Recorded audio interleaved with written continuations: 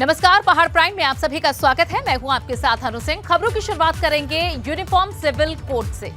उत्तराखंड में uniform civil code लागू करने की दिशा में काम शुरू हो गया है। यूसीसी के लिए गठित की गई कमेटी ने अपना कामकाज शुरू कर दिया है। दिल्ली में कमेटी की पहली बैठक हुई। हालांकि पहली बैठक से ज्यादा कुछ बातचीत नहीं है, लेकिन अगर जल्द ही बात करें तो दूसरी बैठक होना भी संभावित है। उत्तराखंड यूनिफॉर्म सिविल कोड का ड्राफ्ट तैयार कर रही कमेटी ने अपना काम शुरू कर दिया है। इसी को लेकर दिल्ली में मीटिंग बुलाई गई। कमेटी की पहली मीटिंग थी जो यूनिफॉर्म सिविल कोड के अध्यक्ष के नेतृत्व में बुलाई गई थी।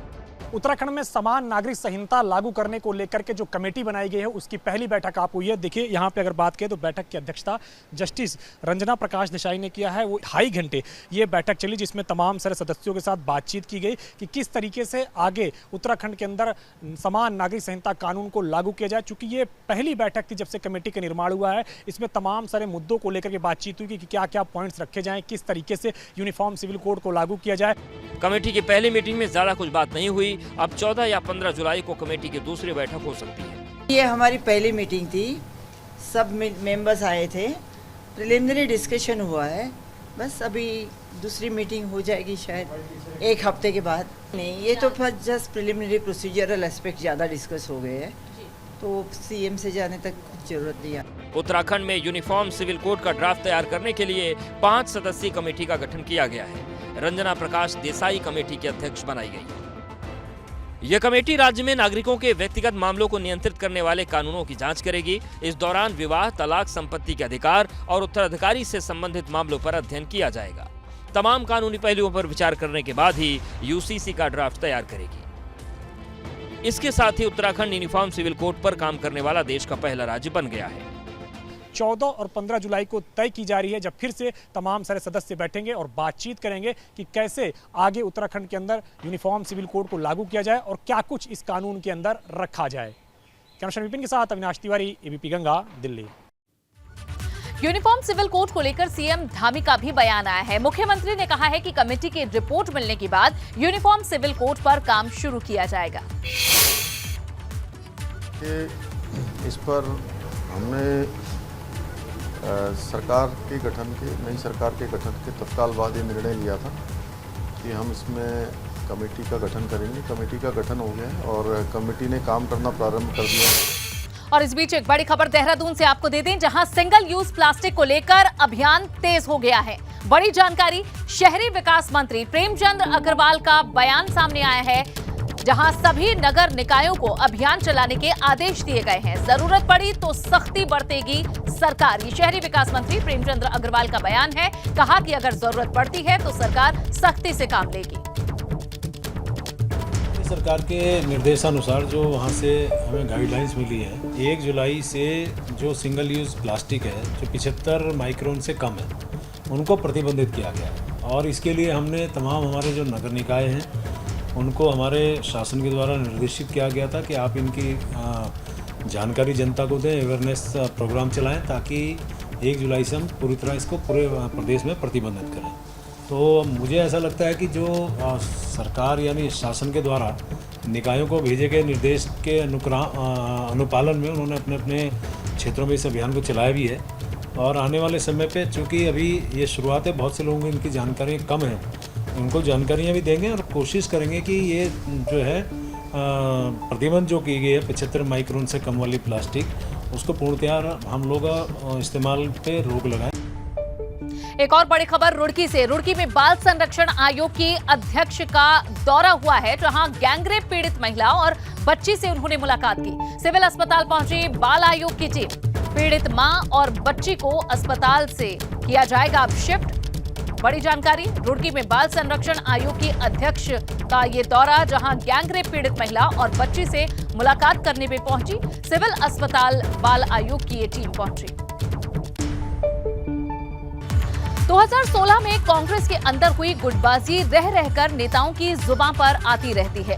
प्रीतम सिंह ने एक बार फिर से उस घटनाक्रम का जिक्र किया तो कांग्रेस खेमे में खलबली मच गई। अब मामले को शांत कराने के लिए खुद प्रदेश अध्यक्ष को सामने आना पड़ा है।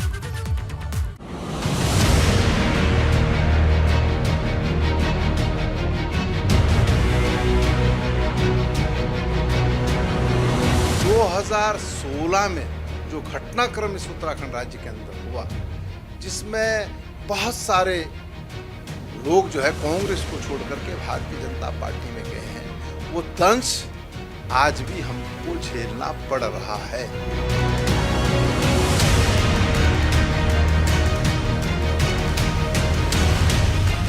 मैं यही निवेदन करना चाहता हूँ कि इस तरीके की अगर कोई बात है तो उसको पार्टी फोरम में रखना चाहिए। सोशल मीडिया इत्यादि के माध्यम से जब चीज़ें बाहर जाती हैं तो कार्यकर्ता, जो आम कार्यकर्ता, उसका मनोबल टूटता है। कांग्रेस के पूर्व प्रदेश अध्यक्ष और चक्राता से विधायक प्रीतम सिंह के बयान से कांग्रेसी खेमे में खलबली है।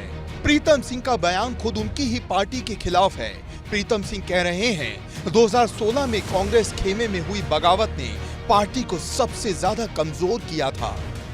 वही इस गलतफहमी में ना रहे कि मेरी वजह से जो है हार जीत हो रही है, और अगर ऐसा होता तो हम 2002 में जो है पहली सरकार बनी, कभी हम बाहर नहीं होते, सरकारी में रहते। हाँ, ये जरूर है कि 2016 में जो घटनाक्रम इस उत्तराखंड राज्य के अंदर हुआ, जिसमें बहुत सारे लोग जो है कांग्रेस को छोड़ करके भारतीय जनता पार्टी में गए हैं, वो दंश आज भी हमको झेलना पड़ रहा है। कांग्रेस पार्टी उसकी वजह से कमजोर हुई है। साल 2016 में कांग्रेस में अब तक सबसे बड़ी फूट हुई थी। बगावत के चलते हरीश रावत की सरकार अस्थिर हो गई थी। प्रीतम सिंह ने एक बार फिर से 2016 के जख्मों को कुरेदा तो हरीश रावत का दर्द छलक पड़ा। प्रीतम सिंह के बयान के बाद हरीश रावत ने सोशल मीडिया पर पोस्ट किया।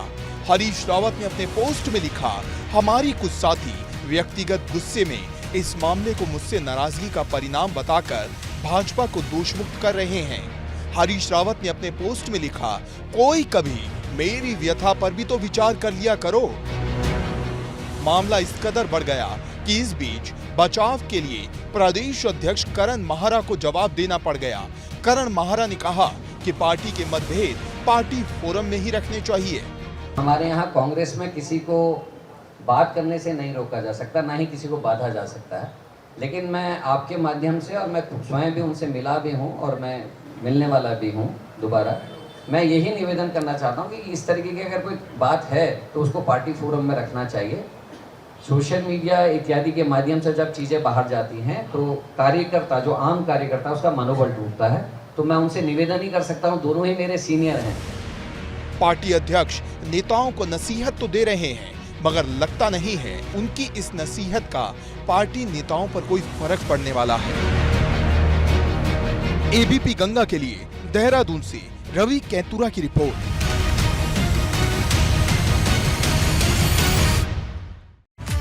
और इस बीच देहरादून से एक बड़ी खबर, जहां कांग्रेस का भाजपा पर आरोप सामने आया है। यहां कांग्रेस प्रदेश अध्यक्ष करण माहरा ने बयान दिया है जिसमें भाजपा पर सांप्रदायिक माहौल बिगाड़ने का आरोप लगाया है। बड़ी खबर देहरादून से, भाजपा पर सांप्रदायिक माहौल बिगाड़ने का आरोप कांग्रेस प्रदेश अध्यक्ष करण माहरा का।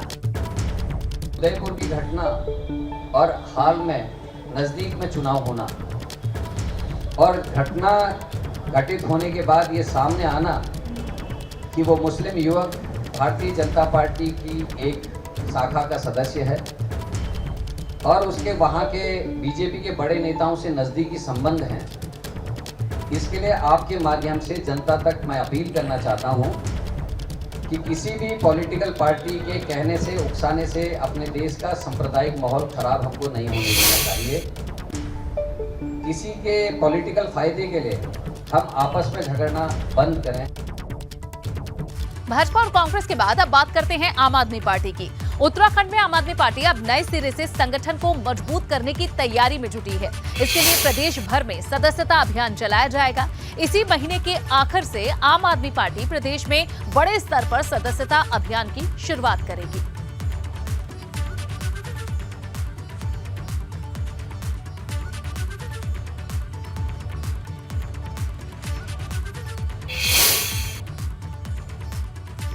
आम आदमी पार्टी एक राष्ट्रीय पार्टी के रूप में दिखाई देगी। जैसे आपने कहा कि उत्तराखंड में हम अभी जो पार्टी में चुनाव लड़े और उसके अलावा जो पुराने और वरिष्ठ लोग हैं, जो जानकार लोग हैं, जो राजनीतिक कार्य को जानते समझते हैं, उनको अलग अलग जिम्मेदारी दे करके, उनको पद आवंटित करके और उनको फील्ड में इस काम में लगा रहे हैं कि संगठन के गठन के साथ साथ बूथ स्तर तक पार्टी की पहुंच बने। बढ़ेंगे आगे। एक बड़ी खबर रुद्रप्रयाग से, जहां रुद्रप्रयाग में बच्चे की मौत मामले में पुलिस का एक्शन देखने को मिला है। यहां फरार चल रहे कंडी संचालक की तलाश अब पुलिस कर रही है। सोनप्रयाग कोतवाली में मामला दर्ज हुआ है। पैदल मार्ग पर कंडी से गिरकर बच्चे की मौत हुई थी और इस मामले में अब पुलिस कंडी संचालक की तलाश कर रही है। बता दें कि ये कंडी संचालक फरार है। पुलिस अब इसकी तलाश में जुटी है। सोनप्रयाग कोतवाली में ये मामला दर्ज हुआ है।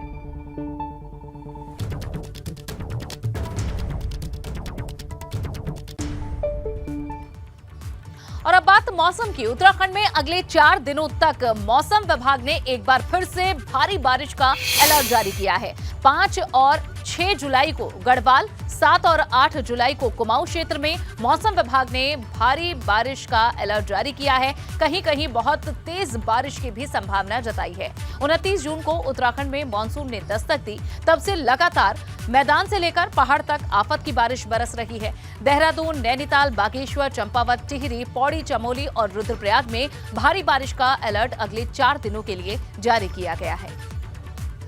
5-6 तारीख में आप देखेंगे कि जो हमारे फुटहिल्स वाले जो डिस्ट्रिक्ट्स है, जिसमें कि देहरादून, टिहरी, पौड़ी या नैनीताल, चंपावत है, और अंदर में मैं कहूँगा कि बागेश्वर और पिथौरागढ़ है। तो जो ये फुटहिल वाले हैं, इनमें तो मैं कहूँगा हैवी से वेरी हैवी रेंज है, भारी से बहुत भारी वर्षा जो है कल और परसों 5 और 6 तारीख में वो देखने को मिलेंगी। तो थोड़ा सतर्क रहने की बिल्कुल ज़रूरत है। और इसी तरह जो अंदर के डिस्ट्रिक्ट है, जिसमें कि पिथौरागढ़ और बागेश्वर है, तो उसमें भी हैवी रेंज की एक आध वहाँ पर भी चांसेस है। अन्य डिस्ट्रिक्ट की बात करें तो ऐसा जो प्रिडिक्शन है उस तरह बहुत ज़्यादा हैवी या इस तरह का नहीं दिखा रहा है, लेकिन हल्की से मध्यम बारिश तो जारी रहेगी और मिलेगी। और इसी से जुड़ी एक और बड़ी जानकारी आपको दे दें कि मानसून को लेकर अधिकारियों और कर्मचारियों की छुट्टी रद्द कर दी गई है। अगले 3 महीने तक कर्मचारियों और अधिकारियों को छुट्टी नहीं मिलेगी। बड़ी जानकारी, विशेष परिस्थितियों को छोड़कर छुट्टी नहीं मिलेगी। मुख्य सचिव ने ये आदेश जारी किए हैं।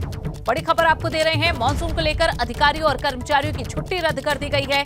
अगले 3 महीने तक कर्मचारियों और अधिकारियों को छुट्टी नहीं मिलेगी। जहां बारिश का ये मौसम चल रहा है, ऐसे में अगर किसी तरह की कोई दुर्घटना होती है, कोई आपदा की स्थिति बनती है, तो ऐसे में अधिकारी और कर्मचारी अपनी ड्यूटी पर तैनात रहें। इस बाबत ये आदेश जारी किए गए। चमोली में हो रही मूसलाधार बारिश से जानवर भी बेहाल है। एक गाय मंदाकिनी नदी में गिर गई। मामले की जानकारी एसडीआरएफ को लगी तो रेस्क्यू ऑपरेशन शुरू कर दिया गया। काफी मशक्कत के बाद आखिरकार गाय को रेस्क्यू कर लिया गया। तस्वीरें आपके सामने।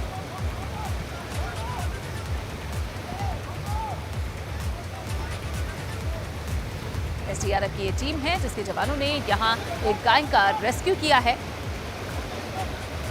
वक्त तेज बारिश हो रही है और चमोली की ये तस्वीरें जहां मूसलाधार बारिश से जानवर भी बेहाल हैं। बारिश की वजह से पहाड़ में लोगों की मुश्किलें बढ़ी हुई हैं। टिहरी में बारिश की वजह से नदियों का जलस्तर बढ़ गया है, जिससे लोगों को आवाजाही में काफी परेशानी हो रही है।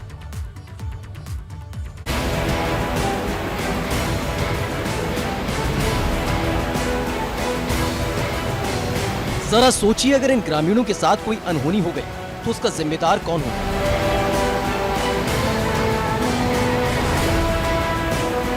ये तस्वीरें टिहरी के पालगंगा इलाके की हैं। नदी पर पुल नहीं है, इसलिए ग्रामीण जान जोखिम में डालकर आवाजाही कर रहे हैं। यहाँ पे नई सड़क का निर्माण हुआ है, जो परसों की बरसात के कारण से सड़क पूरी तरह से बह गई है और वहाँ से लोगों को आने जाने में बहुत बड़ी दिक्कत हो रही है। और लोग नदी में ऐसे अपनी छलांग लगा करके पार कर रहे हैं, जबकि पुल बना हुआ, वो पुल का रास्ता भी कट गया है। लेकिन वहाँ पे ग्रामीणों को इतनी दिक्कत हो रही है कि उनका आना जाना बहुत मुश्किल हो गया है। ये ग्रामीण इस चट्टान के सहारे किसी तरह से नदी पार कर रहे हैं, मगर इसमें जोखिम भी है। अगर पैर फिसला तो ये लोग सीधे इस नदी में जाकर गिरेंगे। नदी का जलस्तर बढ़ने से आवाजाही के बनाए गए पुल पानी में डूब गए हैं। ऐसे में ग्रामीण पहले तो पेड़ के सहारे कुछ दूरी तय करते हैं, फिर चट्टान को पकड़कर आगे बढ़ते हैं, मगर इनकी इस कोशिश में भी बेहद जोखिम है। मगर ग्रामीण आखिरकार करें भी तो क्या करें? एबीपी गंगा के लिए टिहरी से अंकित मित्तल की रिपोर्ट। और अब बड़ी खबर नैनीताल से, जहां एबीपी गंगा की खबर का असर हुआ है। मॉल रोड पर आई दरारों की अब मरम्मत कराई गई है। एबीपी गंगा ने खबर दिखाई थी, जिसके बाद अब प्रशासन हरकत में आया। पीडब्ल्यूडी की तरफ से ये मरम्मत का कार्य कराया गया है। तस्वीरें आपके सामने, रोड पर कई जगहों पर दरारें पड़ गई थी और इन तस्वीरों को दिखाया था एबीपी गंगा ने, जिसके बाद अब पीडब्ल्यूडी की तरफ से ये मरम्मत का कार्य किया गया है। मॉल रोड की तस्वीरें हैं, जहां सड़क पर दरारें आ गई थी। विकास नगर में वन माफिया की दबंगई का एक वीडियो सामने आया है, जिसमें वन माफिया जंगल से अवैध रूप से लकड़ियां काटते हुए नजर आ रहे हैं। बताया जा रहा है कि ये वीडियो ग्रामीणों ने बनाया है। ग्रामीणों का आरोप है कि वन माफिया जंगल के हरे पेड़ों पर आरियां चला रहे हैं, साथ ही जंगल में ही पेड़ों को काटकर उनसे लठ भी तैयार किए जा रहे हैं। ये वीडियो चक्राता वन प्रभाग का बताया जा रहा है। भाई मैं परेशान हूँ यार, मुझे घर चाहिए, मैं घर छोड़ रहा हूँ, समझ गए? आप कुछ चीज नहीं समझ रहे।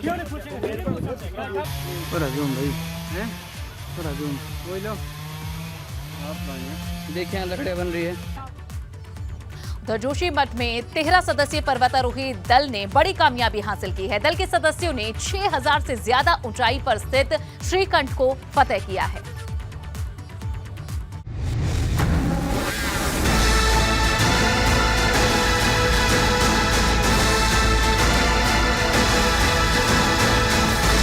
पहाड़ों की इन गगनचुंबी चोटियों को फतह करने की चाह हर पर्वतारोही की होती है।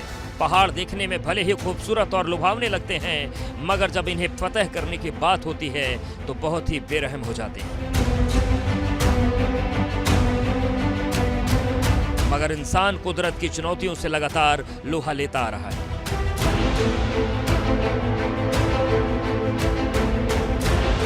उत्तरकाशी में भी पर्वतारोही दल ने एक ऐसे ही बड़े मिशन को अंजाम दिया है। 13 सदस्यीय इस दल ने श्रीकंठ पर्वत को फतह किया है।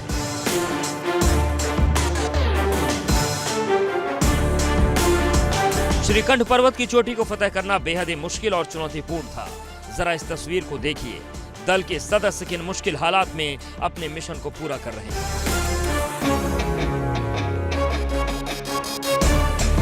इस पहाड़ की चोटी पर जब पर्वतारोही पहुंचे तो उनकी भी सांसें अटक गईं। पहाड़ी की चोटी ऊपर की तरफ जाकर बेहद ही सक्रिय हो गई है। इस पर पांव रखने तक की जगह नहीं है। सिर्फ एक रस्सी और अपने मिशन को पूरा करने की जिद ही इन पर्वतारोहियों को आगे बढ़ने का जज्बा दे रही है। यहाँ पर गलती की कोई गुंजाइश नहीं है। बर्फ पर पैरों की पकड़ जरा सी कमजोर पड़ी नहीं कि सीधा सामना मौत से होगा। श्रीकंठ पर्वत उत्तरकाशी जिले में स्थित है। इसकी समुद्र तल से ऊंचाई 6133 मीटर है। इस पर्वत की चोटी साल भर बर्फ से ढकी रहती है। मिशन को फतह करने के बाद पर्वतारोही दल के सदस्य उत्साहित हैं। ये जो श्रीकंठ पीक है, ये करीब 13 साल बाद ये रिकॉर्ड हुआ कि इस पे क्लाइम हुआ। और जो इस श्रीकंठ एक्सपीडिशन के लिए जो स्पॉन्सर किया था वो उत्तराखंड टूरिज्म ने किया था और IMAP दिल्ली ने करवाया था ये। तो मैं चमोली से, जोशीमठ से मैं अकेला में उसमें उस टीम का हिस्सा था। उस टीम में करीब 11 लोग थे। 13 साल बाद किसी दल ने श्रीकंठ पर्वत को फतह किया है।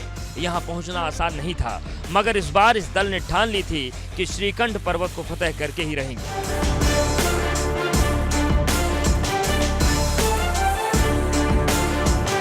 पर्वतारोही दल ने इस मिशन के जरिए पर्यावरण संरक्षण का संदेश दिया है। एबीपी गंगा के लिए जोशीमठ से रणजीत रावत की रिपोर्ट। हरिद्वार में व्यापारी से रंगदारी मांगने वाले युवक को पुलिस ने गिरफ्तार कर लिया है। आरोप है कि युवक ने एक व्यापारी से 20 लाख रुपए की रंगदारी मांगी थी। पुलिस का कहना है कि आरोपी युवक व्यापारी के यहाँ नौकरी भी कर चुका है। उनको धमकी करना एक मैसेज आता है। और अब एक हादसे की खबर मसूरी से। मसूरी में एक गाड़ी अनियंत्रित होकर खाई में जा गिरी। इस हादसे में कार सवार 2 युवक घायल हो गए। बताया जा रहा है कि गाड़ी सवार युवक मसूरी कंपनी गार्डन की तरफ से आ रहे थे और इसी दौरान पहाड़ी की चढ़ाई ज्यादा होने की वजह से कार के ब्रेक नहीं लग पाए, जिस वजह से कार अनियंत्रित होकर गहरी खाई में जा गिरी। उधर रुड़की में एक मिनी ट्रक और पिकअप की टक्कर हो गई। इस हादसे में पिकअप गाड़ी में सवार 12 यात्री घायल हो गए। हटाओ यार, हटाओ यहाँ से बाइक है। बागेश्वर में हाइड्रो पावर प्लांट की जमीन धंसने से ग्रामीणों में दहशत है। हाइड्रो पावर कंपनी के टनल के ऊपर पहाड़ी से जमीन धंस रही है, जिस वजह से एक बड़ा गड्ढा बन गया है। इस गड्ढे से पानी का रिसाव भी हो रहा है, जिससे ग्रामीण परेशान हैं। ग्रामीणों की मांग है कि इस जगह का वैज्ञानिक सर्वेक्षण किया जाना चाहिए, ताकि ये पता चल सके कि जमीन के नीचे किस तरह की हलचल हो रही है।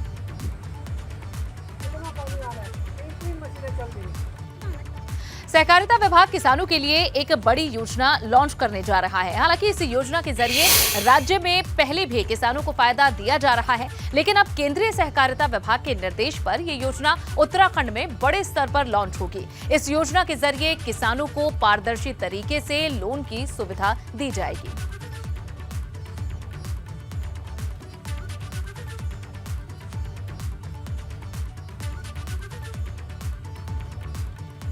तो 2019 में यहाँ पर उत्तराखंड में एक महत्वपूर्ण कदम उठाया गया है कि सारी पैक्स को मल्टीपर्पज़ पैक्स बना दिया गया है। अब कृषि छोड़ के अन्य काम भी पैक्स सहकारी समिति यहाँ पर कर सकते हैं उत्तराखंड में। इसी के तहत हमने हर पैक्स को आइडेंटिफाई किया है कि ये उस क्षेत्र के परिप्रेक्ष्य में क्या क्या अन्य काम, कृषि के अलावा अन्य काम क्या कर सकता है।